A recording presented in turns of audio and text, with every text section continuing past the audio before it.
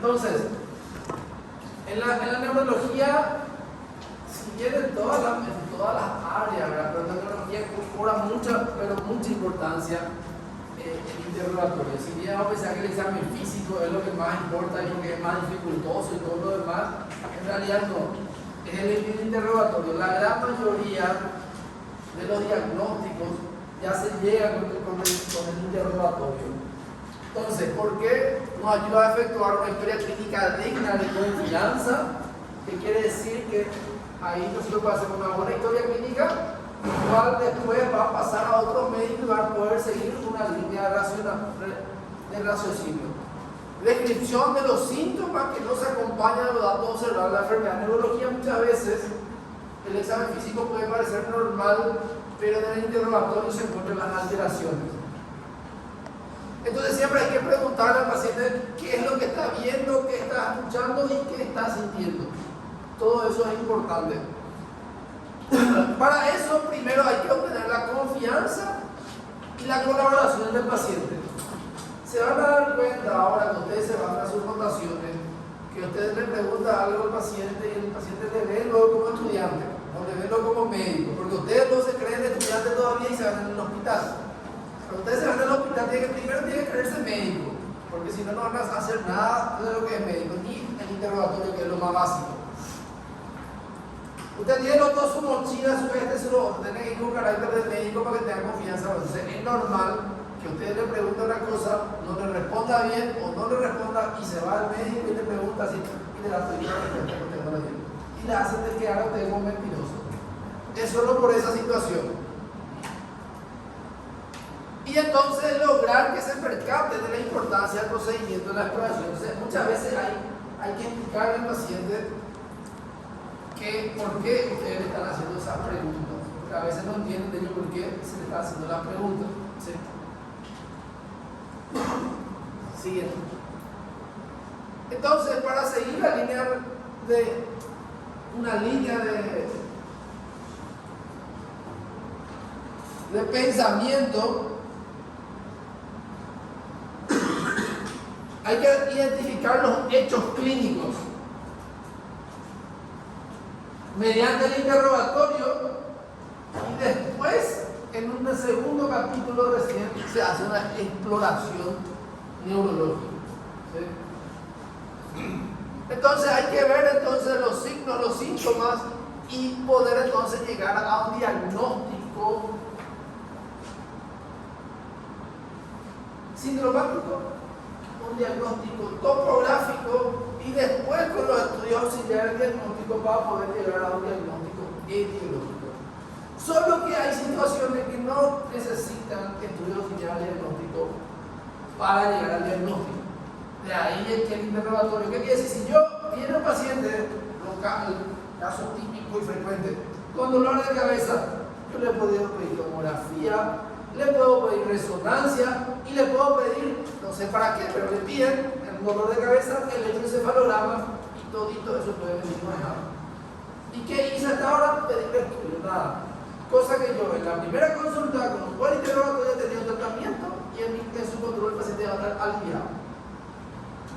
Entonces, ese es el mecanismo que es lo mismo que en otra parte de la medicina, solo que en neurología los detalles importan mucho. Si no tienen en cuenta los detalles, no van a poder avanzar ni hacer un buen diagnóstico y menos tratamiento.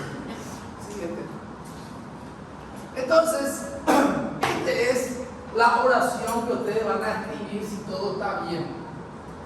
Pero si ustedes escriben eso, quiere decir que ustedes examinaron toda esa situación. Entonces, cuando un paciente no tiene problemas neurológicos, el paciente va a estar lúcido. ¿Qué quiere decir estar lúcido? Ubicado en tiempo, espacio y persona. Y van a ver que se pongan Glasgow 15 de 15. A nosotros los neurólogos hablar de Glasgow no tiene mucho sentido, a no ser que sea un traumatismo craneoencefálico. Pero es una costumbre y una forma de enseñar en medicina general de hablar de Glasgow 15 de 15. Entonces no les voy a quitar esa costumbre porque van a chocar con otros médicos generales. Entonces, después se pasa a evaluar los pares craneales y si están todo bien, se pone que están conservados. Después se pasa a evaluar el lenguaje. Después se pasa a evaluar el tono y el trofismo. Después se pasa a evaluar la fuerza muscular, los reflejos ototendinosos, la sensibilidad y la marcha. Y por último, los signos meningios y la hipertensión craneal. Entonces, cuando hablamos de evaluación neurológica normal, decimos paciente lúcido ubicado en tiempo, espacio y persona, grado 15-15, pares craneales, lenguaje, tono, trofismo, fuerza muscular, reflejo, sensibilidad y marcha conservada, no se encuentra signos meningios ni de hipertensión craneal. Fin de la historia. Pero si escribo eso, quiere decir que yo evalué eso. Siguiente. Entonces vamos a empezar. Entonces, lo primero que se evalúa, y hoy en día ustedes saben que esto para los primeros auxilios y para los estados de traumatismo, eso es ya importante. ¿Por qué? A, B, C, D, y la parte de ella es la parte de la evaluación neurológica. Entonces, hasta en esa circunstancia es muy importante. Entonces, ¿cómo determinamos que una persona está lúcida? Y es bien sencillo. La persona tiene que estar ubicada en tiempo, espacio y persona. Y son 3 preguntas normales que yo tengo que hacer para saber, buen día, Erika, cómo está la persona, si está lúcida o si no está lúcida. 3 preguntas. ¿Cómo yo sé que la persona está ubicada en tiempo? No, cuando pregunto el nombre estoy hablando de persona.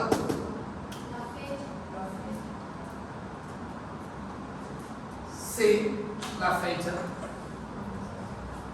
Pero algo más básico, siempre empiecen por lo más fácil. Si a ustedes ya les es difícil, imagínense al paciente. El día.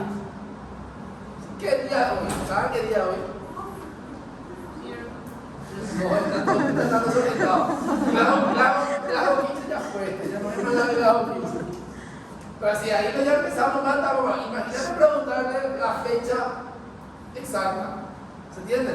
Entonces vamos a empezar por lo más básico, el día, y después preguntarle el mes y el día del mes. Buen día, Ana Flavia. ¿Cómo le va? Qué bien. Espacio. ¿Cómo yo sé que una persona está ubicada en espacio?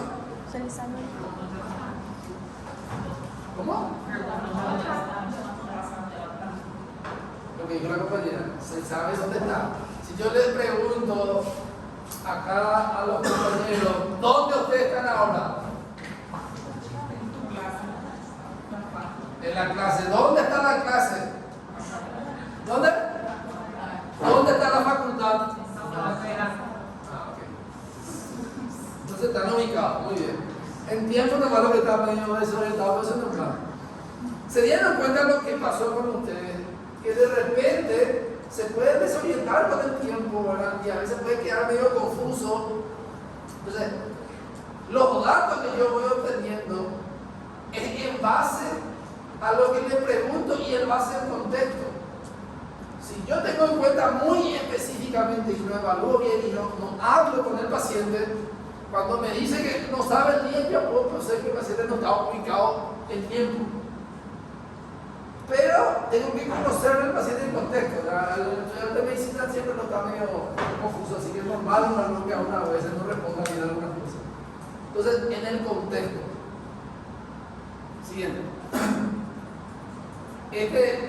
El año pasado se fueron y le reclamaron mi mamá no llegó hasta el decano, porque en ese entonces el decano era neurólogo, ¿verdad? Le iba a expulsar, ¿verdad? Yo quería que se le quejara al decano. Se quejaron porque yo agarré y quité esto en el examen. Esto es lo más básico de la medicina. Lo más básico de la neurología es conocer la escala de Glasgow. Imagínense, hasta ese punto a veces ustedes llegan. A veces ustedes se regalan todo. Entonces, esto evalúa la escala de Glasgow. Ustedes tienen que saber, no hay de otra. La escala de Glasgow,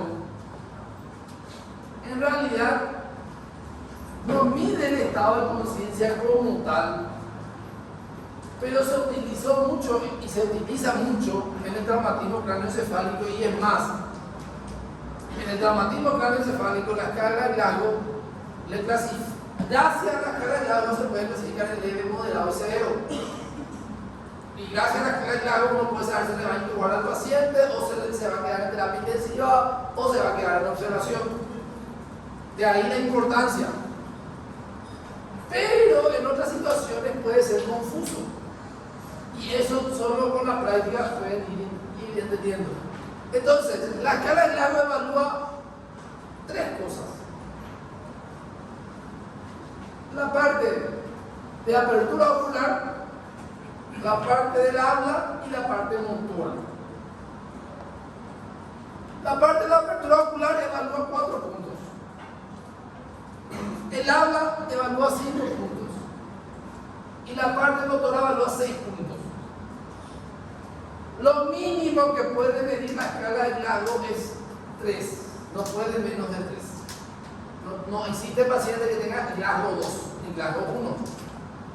Mínimo Glasgow 3. ¿Sí? Ni muerto puede tener Glasgow menos de 3. Sí, está medio complicado la situación.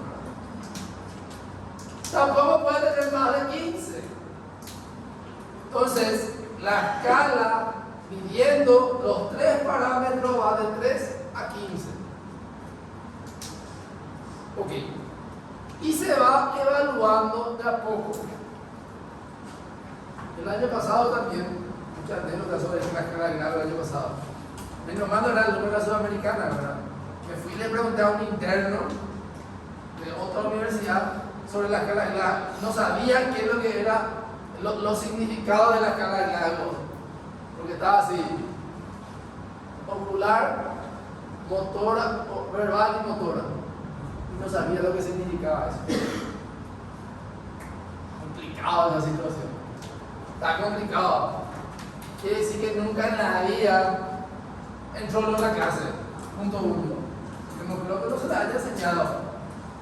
Y si ya estaba más de 6 meses en el hospital, nunca en la vida miró una historia clínica. Usted tiene que mirar la historia clínica. No quieran. Usted, la medicina, no sé si en Brasil seamos demasiado distintos, pero la medicina en Paraguay no te van a agarrar de las manos y te van a agarrar y van a hacer esto. Cuando acá se cumple mayor de 18 años, todos ya son adultos. El adulto no tiene niñera, el adulto tiene tutor. Y el tutor no es que te agarra la mano, el tutor es que te da la respuesta de acuerdo a tu pregunta y de acuerdo al conocimiento del tutor también, que es otro tema. Entonces, si ustedes no preguntan, si ustedes no investigan, si ustedes no miran, si ustedes no son curiosos, no van a aprender mucho. Entonces, ese es un consejo para ustedes de ahora en más. Tanto querían en el primer año estar en el hospital, no sé para qué, porque el conocimiento cero, en el hospital no podemos entrar sin tener conocimiento. Ahora es el momento de ustedes mirar los estudios, examinarle al paciente, preguntar, mirar su ficha, fastidiar a todo por qué hicieron, si para ustedes no es, para que ellos se corrijan. Y entonces poder entender qué es lo que se está haciendo en la historia clínica. Entonces, normalmente para que a mí me sea fácil, yo hago esto: pongo 15 y acá pongo ocular, verbal y motora, y acá no pongo todavía nada. Entonces comienzo a poner de lo otro y después le sumo y después pongo ahí. Entonces es mucho más fácil, porque si no, la gente quiere escribir directamente con su cálculo y después no le cierra y ya escribió bolígrafo y ya se fue más, y quieren hacer la historia. Y a veces tenemos 20 pacientes en la mañana y les aseguro que no van a poder hacer su historia. Y ahí se van a entender por qué algunos médicos no escriben todas las cosas, porque no están acostumbrados y porque le gana el tiempo, y entonces lo que puede escribir. No es porque no saben ni que ustedes sepan más que ellos. No tuvo esa práctica de estudiante y se perdió esa habilidad. Adelante, paciente. Entonces, ¿cómo evaluamos la parte ocular? Le vemos al paciente y vemos si su ojo está abierto. Si su ojo está abierto, es 4. ¿Sí? Y ahí puedo poner acá 4. Si su ojo está cerrado, a veces puede ocurrir esta situación. Por eso tengo que evaluar en el contexto. A veces el paciente puede estar durmiendo. Entonces, para evaluar la escala de Glasgow, primero tengo que despertar al paciente. ¿Sí? Si el paciente está durmiendo, obviamente que la escala de Glasgow va a estar baja. ¿Se entiende? Y nosotros tenemos dos situaciones de estado de conciencia bien. El paciente puede estar dormido o puede estar despierto. ¿Sí? A lo que nosotros llamamos vigilia. Esas dos situaciones son situaciones normales. Dormir no es una enfermedad. Más que salud, más que nada. En los hospitales, cuando el paciente está en el consultorio es fácil, pero cuando el paciente está en el hospital y yo llego para evaluarle y el paciente está así, ahí es complejo, le tengo que despertar primero. Por eso que es muy importante despertarle, hablar, saludarle, preguntarle dónde está, qué día, todo lo demás. Una vez hecho eso, ahí evalúo la escala de Glasgow. Si ahí el paciente cierra los ojos, y ahí quiere decir que la parte ocular ya bajó. Y ahí yo le tengo que hablar, y si me abre los ojos, es 3. ¿Qué pasa? Si yo no puedo despertarle luego al paciente, porque probablemente eso pasa. No puedo luego despertar al paciente. Acá no me da el problema al principio. Pero en el 2, el paciente ya va a estar dormido y yo no voy a poder despertarle.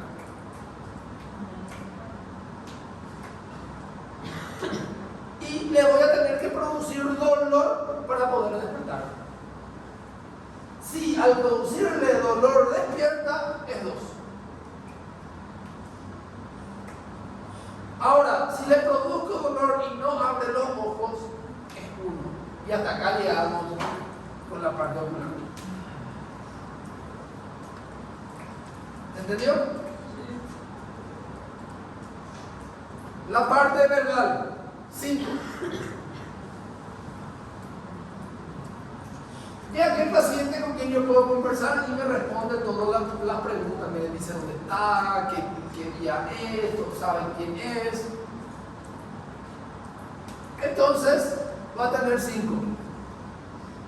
Si sus palabras son incoherentes, va a tener 4. De ahí la importancia también, despertarle bien. ¿Quién cuando se despierta recién no es incoherente? Más la estudiante de medicina y nosotros los médicos estamos más para allá que para acá, peor todavía. Entonces hay que despertarle bien, si no va su palabra puede ser incoherente. ¿Y cómo yo voy a saber la incoherencia? De la misma forma como le pregunté al principio qué día está, cómo se llama, y hacer alguna pregunta, hablar con esa persona. Si es incoherente, es 4. Ahora, si emite balbuceos,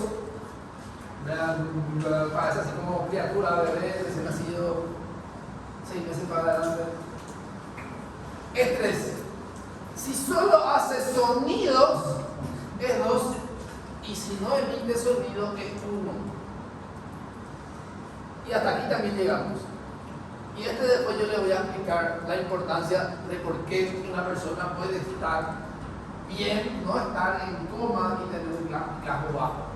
Y por qué a veces no funciona en toda la evaluación neurológica y por qué la escala de Glasgow es mejor para el traumatismo de cráneo y después para otro es muy confuso.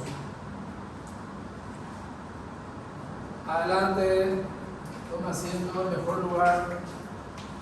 Acá se servía café gratis, pero ya que le contar. Bueno, entonces, la parte motora. Yo le pido al paciente, le doy una orden al paciente, una orden clara. Levantar el brazo derecho, levantar el brazo izquierdo, Levantar, cerrar y abrir los ojos no es una orden para la parte motora, porque el paciente puede abrir y cerrar los ojos por un reflejo. Pero alzar la mano y los brazos requiere un mayor esfuerzo cognitivo, y entonces por eso cuando evaluamos la parte motora evaluamos con los miembros. Y normalmente le decimos que levante el miembro superior derecho o izquierdo. Entonces levantar el brazo derecho, brazo izquierdo y ver si hace. Si el paciente hace, tenemos 6.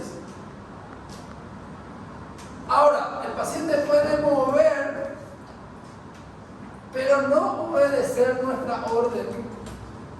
Si no obedece la orden de 5.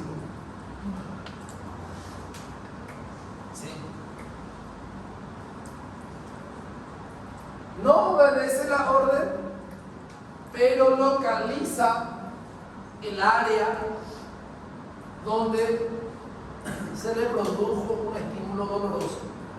Y ahí el tema que la escala de Glasgow para evaluar si el paciente está escrupuloso, siempre se utiliza el dolor.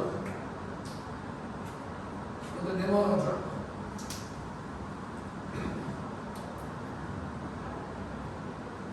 El paciente localiza donde se produce el dolor. Entonces, ¿qué quiere decir? Si yo le doy un pinchazo, él va a agarrar y va a quitar o va a quitar el estímulo doloroso. 4. El paciente no localiza, pero trata de salir o alejarse del dolor.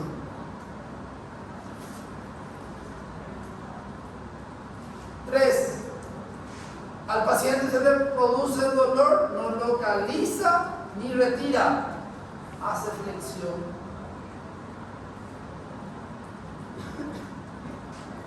La famosa signo de descorticación. Miren, si tiene el paciente, ya te habla lo que el paciente está en coma, y probablemente en coma profundo.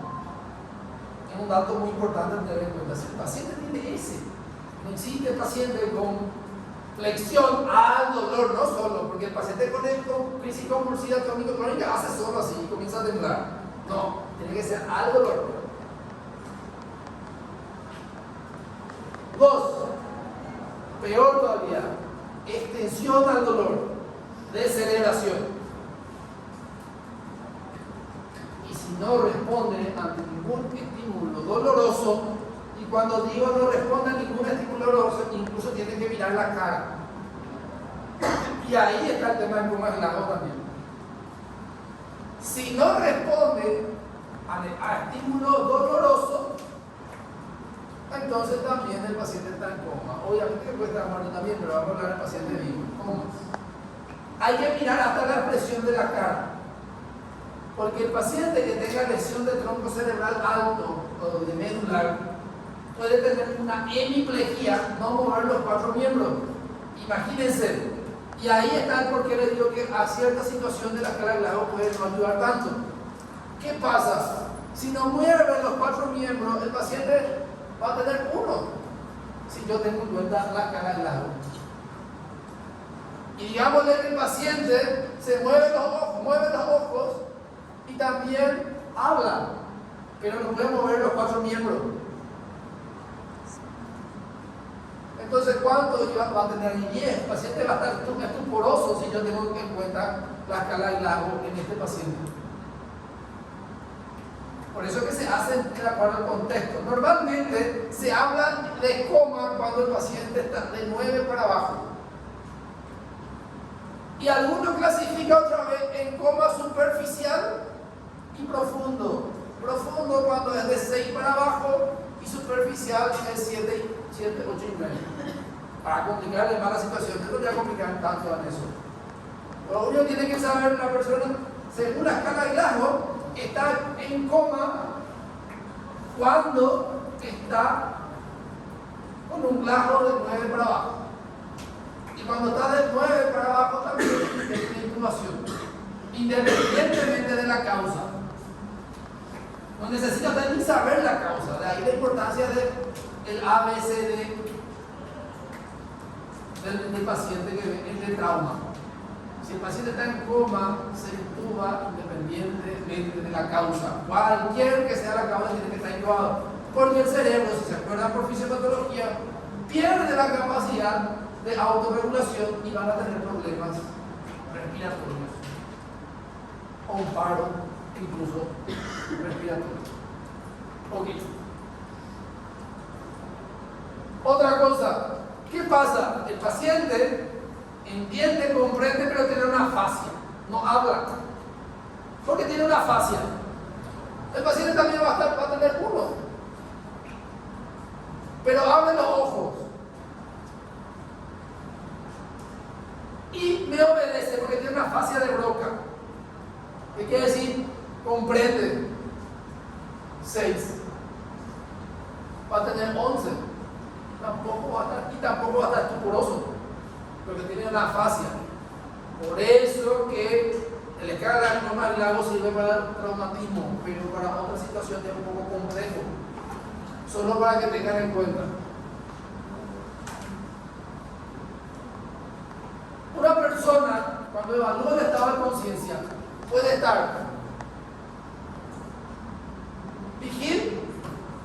¿Eso qué quiere decir? Una persona vigil está con los ojos abiertos. Estar vigil puede ser que el paciente esté lúcido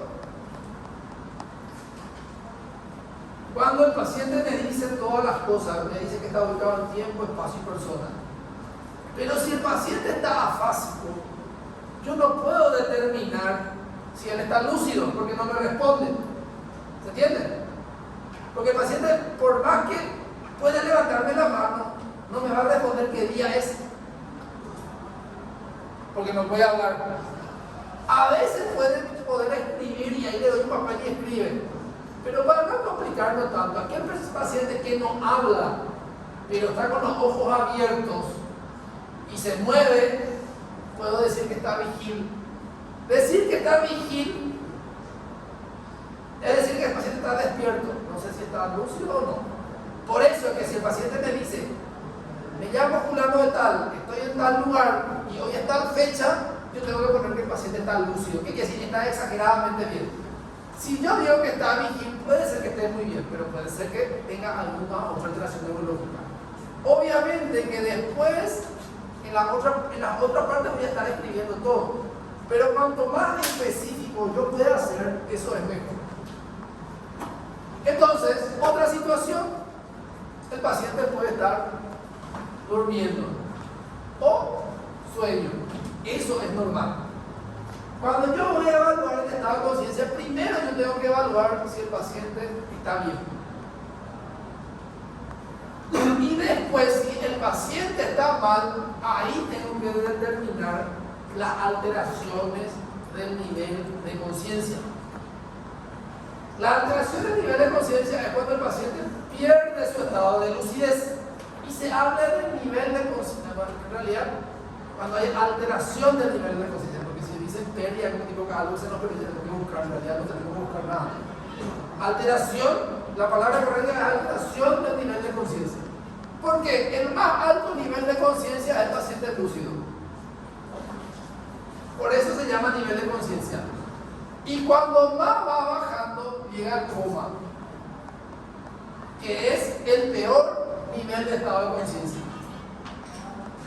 Cuando el paciente va bajando a este nivel, quiere decir que su estado clínico y neurológico está empeorando y se acerca más a la muerte o la discapacidad. De ahí la importancia. Las alteraciones de los niveles de conciencia son reversibles si la causa que lo provocó se soluciona y si se soluciona rápido.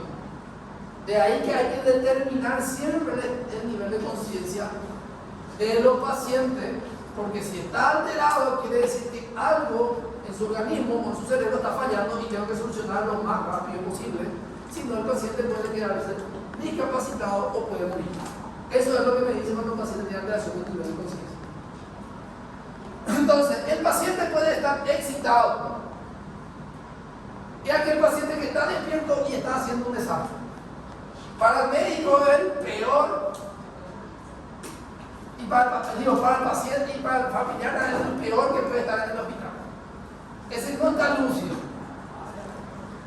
Es alguien que se está moviendo, puede estar hablando, diciendo cualquier cosa incoherente.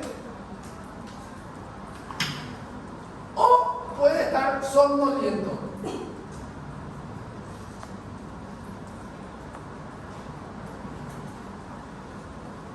Es aquella persona que está como dormido, le hablo, me abre los ojos, puede incluso responderme alguna cosa y se vuelve a encontrar. Normalmente una persona que no durmió bien el día siguiente y no le importa nada lo que yo le digo puede agarrar a hacer eso, ¿verdad? Pero una persona que haya dormido bien y esté bien y haga eso quiere decir que no está bien. Entonces, somnoliento, responde, pero se vuelve a cerrar los ojos. Habla conmigo, cosas incoherentes, pero se vuelve a cerrar los ojos. Ese es el somnoliento. Y después entramos a la parte del estupor.